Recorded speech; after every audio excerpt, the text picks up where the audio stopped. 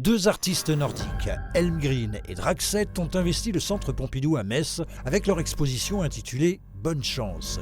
Véritable jeu de survie grandeur nature, leurs œuvres sont troublantes de réalité, notamment grâce à leurs statues en silicone disposées sur le chemin labyrinthique de cette installation aux inspirations multiples.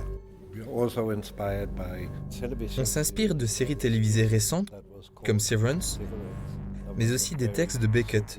Au-delà des références du monde de l'art, on est inspiré par les choses qu'on a vues ou qu'on a lues.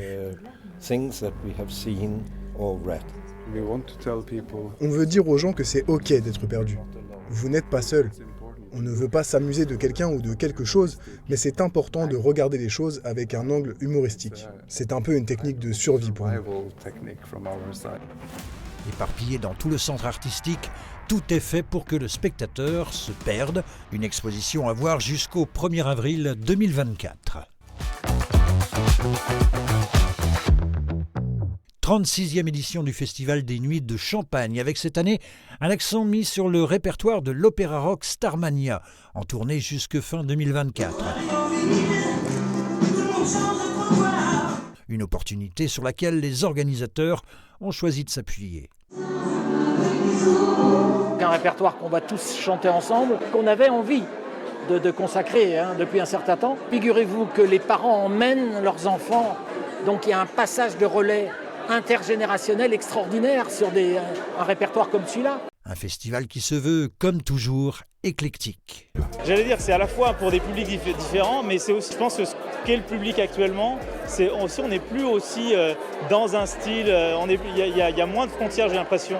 De Isia, Christophe Willem, Hubert Félix Thieffen, en passant par Kekra, Pierre Demar ou Bertrand Delin, il y en aura pour tous les goûts. Le festival aura lieu du 22 au 28 octobre.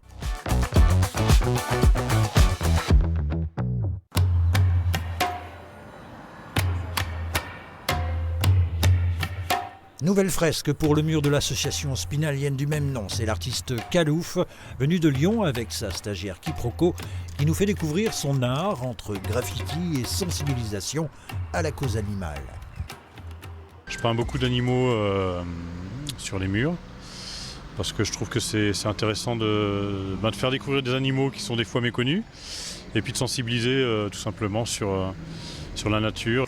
Habitué de ce sujet, Kalouf et ses animaux se retrouvent en France comme ailleurs, toujours avec cette synergie entre réalisme et déformation de couleurs vives.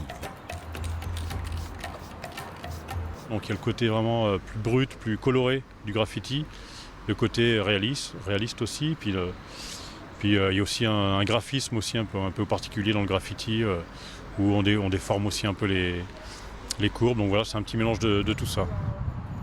Cette œuvre est à découvrir jusqu'en septembre.